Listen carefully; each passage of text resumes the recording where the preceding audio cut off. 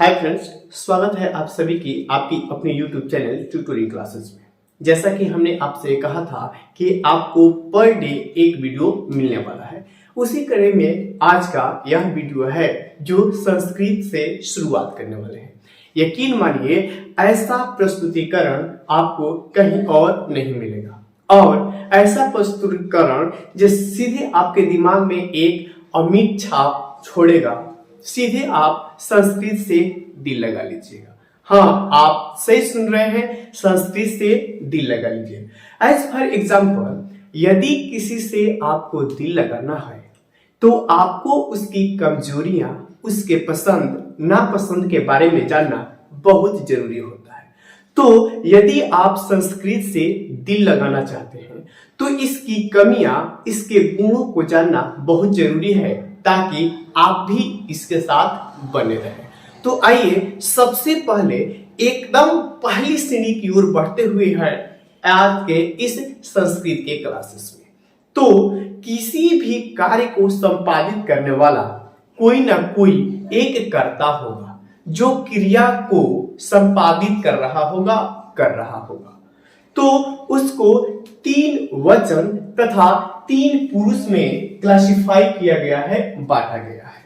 तो वैसे इंग्लिश और हिंदी में वचन 2 होते हैं, अंग्रेजी में सिंगुलर और प्लूरल, जबकि हिंदी में एक वचन और बहुवचन।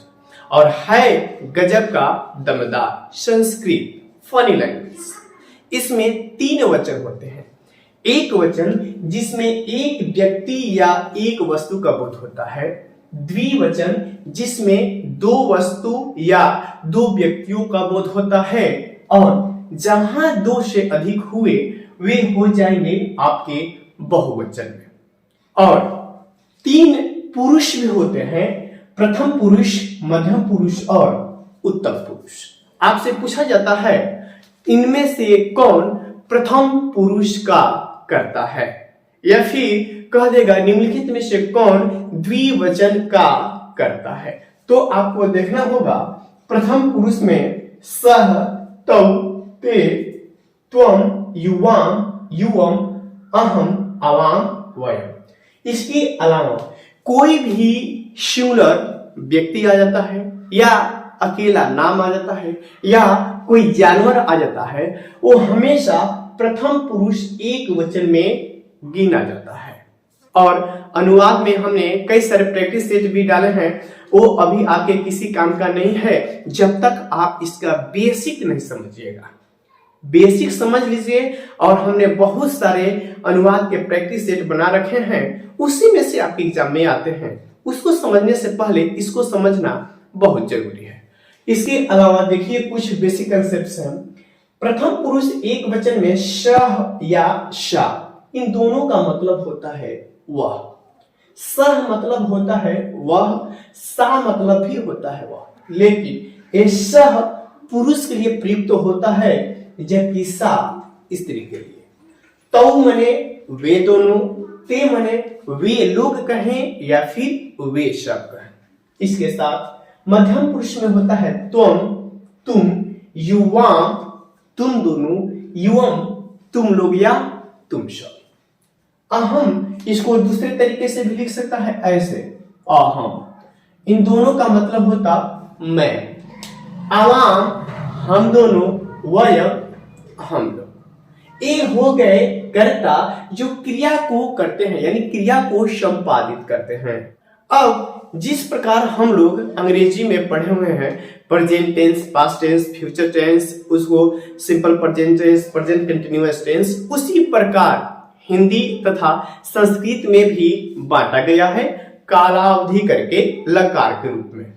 और हम वैसे तो लकार 10 हैं, लेकिन हमको वाक्यों में प्रयोग और उसके उपयोग के अनुसार 5 तरीके से क्लासिफाई किया गया है। लट लकार, लंग लकार, लोट लकार, लिट लकार तथा विधि लिंग। उसी कड़ी में आज हम लोग एक लट लकार, जिसे वर्तमान काल कहते हैं। वर्तमान काल का मतलब जो समय अभी चल रहा है या कोई कार्य अभी हो रहा है। तो इस प्रकार के वाक्यों को बनाने के लिए हम लोग लट लकार का प्रयोग करते हैं। जैसे सबसे पहले इसकी पहचान चिन्ह देख लें, ती, तह, अंति। देखिए जैसे पहचान है ती, तो आप इस प्रकार ती नहीं लिख सकते हैं। सी छोटी ई का मात्रा है, आप ऐसे नहीं लिख सकते हैं। समझिए, ये छोटी छोटी गलतियां हैं जिससे बच्चे अक्सर कर दिया करते हैं।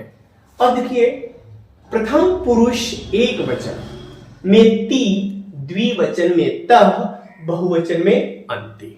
ठीक, मध्यम पुरुष में सिह, थह, थ, आमी, आवह, आम। अब ये किसके साथ जोड़ेंगे? धातु के साथ या शब्द के साथ। तो ये जुटेंगे धातु के साथ। धातु कहते किसे हैं? तो क्रिया के मूल रूप को, क्रिया के मूल रूप को हम लोग क्या कहते हैं? धातु कहते हैं।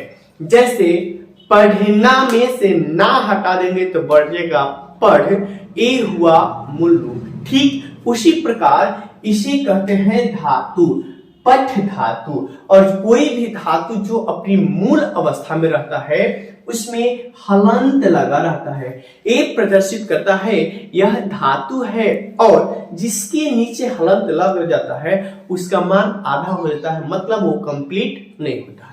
एक कंप्लीट कब होगा? जब यही इसमें जुटेगा तो यह परिपूर्ण होगा।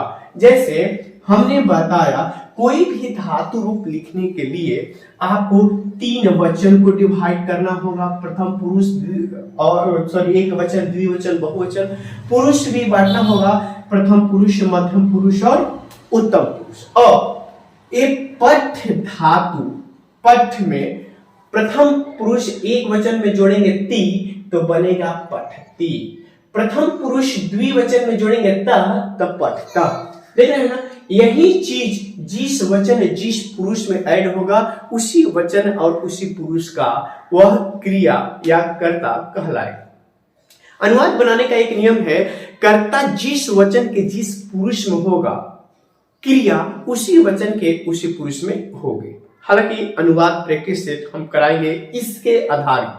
आज लट लकार देख लीजिए, लट लकार पे आधारित अनुवाद लेके आएंगे तो आप यूं चुटकियों बना करके चुटकियों में बना लीजिएगा उसको, लेकिन उसके लिए आपको इस वीडियो को अंत तक देखना होगा।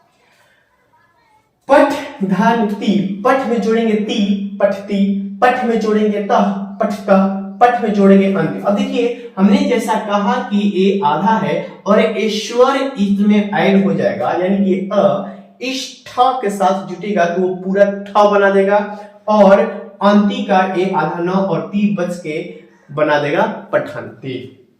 पठ में जोड़ेंगे शी, पठशी, पठ में जोड़ेंगे थ पठथ, पठ में जोड़ेंगे थ पठत, पठ में जोड़ेंगे आमी तो ए आधा अ में आ जुटेगा पूरा अ बना देगा तो बनेगा पठामी।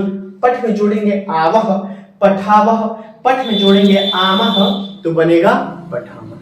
तो एक एग्जाम्पल दिया हमने पठ का। इसी प्रकार यदि आप गच्छ बनाना चाहते हैं तो बनेगा गच्छति, गच्छतः, गच्छन्ति, गच्छसि, गच्छथः, गच्छत, गच्छामि, गच्छावः, गच्छामि। यदि आप पश्य धातु रूप चलाना चाहते हैं, पश्य मने होता है देखना, तो क्या हो जाएगा?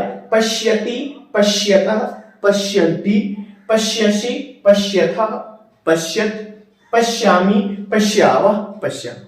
आपको ज्यादा से ज्यादा धातु रूप इस लकार पे जो भी लकार पढ़ाएं उसको आपको अनुभव करना होगा, प्रैक्टिस करना। अब एक एग्जाम्पल देते हैं कि आप कैसे बनाएंगे। यदि प्रथम पुरुष एक वचन के साथ इसमें से कोई इसके साथ जुड़ता है तो अनुवाद कैसे हो जाता है? श के साथ जोड़ेंगे पठती, स पठती वह पढ़ता है, तो पठता वे दोनों पढ़ते हैं, ते पठंती वे लोग पढ़ते हैं या वे सब पढ़ते हैं। यानी कि जिस पुरुष और जिस वचन में एक क्रिया होगी, कर्ता भी उसी वचन उसी पुरुष का होगा। मध्यम पुरुष एक वचन के साथ तो मध्यम पुरुष एक वचन के साथ पठसी, त्वम पठसी तुम पढ़ते हो, यूयाम पठतः तुम दोनों पढ़ते हो, यूयम पठत तुम लोग पढ़ते हो, अहम पठामि मैं पढ़ता हूं, आवाम पठावह हम दोनों पढ़ते हैं, वयम पठामह हम लोग पढ़ते हैं। अब ए इसी को कह दे, वह पढ़ता है सह पढ़ती, वह किताब पढ़ता है सह पुस्तकम पढ़ती, वह घर जाकर किताब पढ़ता है सह गृहम गत्वा पुस्तकम पढ़ती। पहले बड़े बड़े वाक्य बनाने से पूर्व इन छोटे छोटे वाक्यों को बनाना आपके लिए ज्यादा हितकर होगा। तो उम्मीद करते हैं ये कर्ता और ये लट लकार का पहचान चिन्ह आप अच्छे से समझ रहे होंगे। इसके अलावा वह पढ़ता है का अनुवाद सह पढ़ती है, तो वह पढ़ रहा है का अनुवाद भी सह पढ़ती होगा। वह घर जा रहा है का अनुवाद सह गृहम गच्छति, तो वह उसका सह गृहम गच्छति वह घर जाता है, ये दोनों का अनुवाद यही होगा। तो इसकी पहचान चिन्ह में एक बात बताना भूल गए, रहा है, रही है, रहे हैं, इसके ता है, ती है, ते है, लगा रहता है, ये सभी लट लकार के अंदर ही आते हैं। उम्मीद करते हैं ये कारक कर्ता और एक लट लकार का पहचान चिन्ह आप अच्छे से समझ गए होंगे। तो मिलते हैं अगली वीडियो के साथ, तब तक के लिए धन्यवाद।